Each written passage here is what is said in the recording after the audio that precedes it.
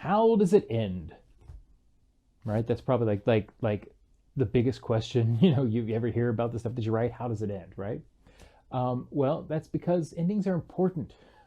If a reader doesn't like the ending, chances are they're going to tell you they didn't like any of it. They're going to say, "Oh, it was all that time wasted for the stupid ending." So if they don't like the ending, they're going to feel very, very unfulfilled. Very important to make sure that you have a solid, solid ending. And of course, it is one of the most common problems reported by publishers and editors alike, is that the endings of the books need work. Endings of the stories need a little work. So that's something we're going to talk about here really quickly.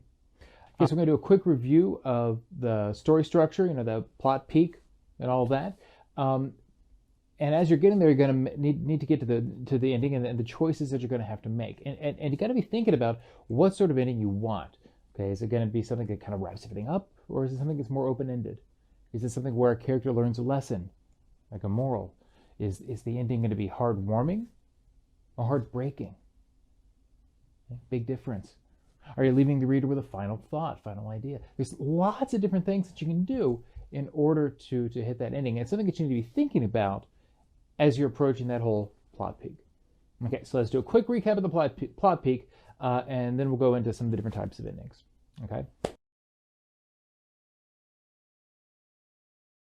So first off, just a reminder, the plot itself, it's that all those events that happen in the story, between all the conflict and the action, all that, you have that inciting incident that then kind of gets everything going, but then that's event after event after event after event, and how the characters react to it. That's the plot. Okay, so exposition, remember that's that stuff at the very beginning, but it isn't always at the beginning. It's the stuff that the reader needs to be able to understand everything that's going on. Usually a fair amount of it is there at the beginning chunk of the book, but sometimes we don't learn things until later on, and then suddenly all these things make more sense. Totally cool. Okay, you got that. Then you got that inciting incident. Happens right there at that corner, and that's that thing that gets the plot going. Okay, gets all those different events started. Then those moments of the plot, those moments of conflict, those complications, they get bigger and bigger and bigger, and you got the rising action, rising action, rising action as the conflicts are building and building and building. And of course, they're building towards the climax, that moment there at the peak of the highest intensity, that turning point in the action where suddenly now we've had that final showdown, or we've done whatever we need to do to then get to the falling action, which of course is the downward slope. All those events that happen after the climax is over before we get to that final resolution, and then of course that final flat line there at the end is that resolution, whatever that may be. So let's talk about the endings and the things that you can do there in your endings there for that resolution. Now that ending really depends on two strong things, okay?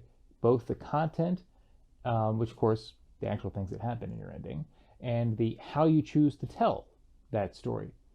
And really, you've got 5 different ways in which you can approach this.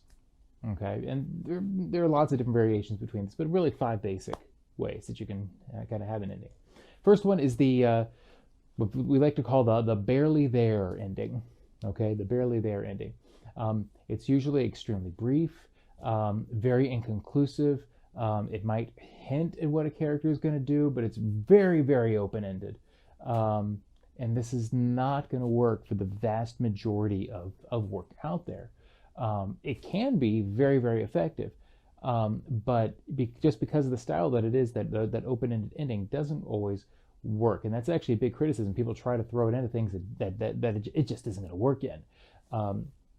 There are lots of stories where you just need a stronger wrap-up. However, if you have a really short story's very, very short, it might work. Maybe the tone of the story itself is just kind of very quiet, maybe about more ordinary, mundane events in life, then that could be a very appropriate time.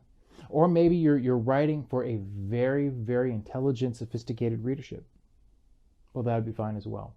Okay, but other than those situations, then you probably want to avoid that open-ended, barely there ending. Okay. Second one is the real life ending. Okay, real life ending is very similar to the barely there ending, because the real life ending is emphasizing the mundane. It is emphasizing the real life. Okay, the realistic ending. um, but it's more explicit. And it's definitely, this is a realistic thing that could happen there at the end. Okay, so there's definitely something stronger than the barely there ending, but it's still very naturalistic, very realistic, and like I said, probably even mundane. Okay, but that is a definite choice as well. Now, a lot of fiction uses one of those two. Short story, I should say, does use one of those two because the tone in a short story is often much much less sweeping, much less energetic, and so forth in that particular genre than in full-length fiction. So that is something you're welcome to play with, of course. However, there's also a third type. Actually, there's three more types, but the third type is also very prevalent in short story, and that is the surprise ending. And we've talked about that a couple times. That's the twist, the surprise or twist there that happens there at the end. You kind of might be expecting one thing, the exact opposite happens. It's a twist. The whole point is that it surprises the reader. Great example of a twist that's actually an ironic twist is like the Gift of the Magi story. Where we've got the two gifts that cancel each other out, where it gets the watch fob and he sold his watch to get her gift, and she sold her hair to get the watch fob, but he bought a comb for her, and so forth and so on. It's a great story, by the way, if you haven't ever read that by O. Henry. Okay, then type number 4 for the ending. This is the classic ending, the classic denouement ending. Great word, denouement. Love saying that. But it explains what happens to all the major characters in a way that makes sense for the course of the story.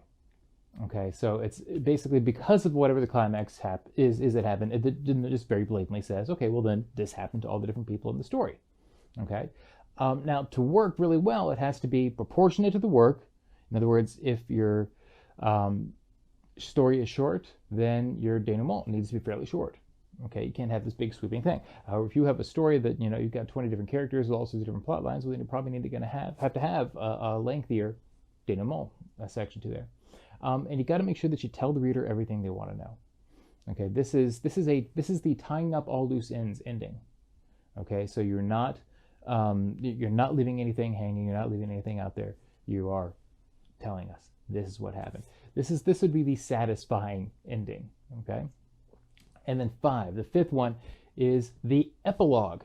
Instead of ending the story just at the end of the climax and the action there, we actually have an epilogue that comes after it, and the epilogue is going to be removed from the rest of the story either by time or space or both.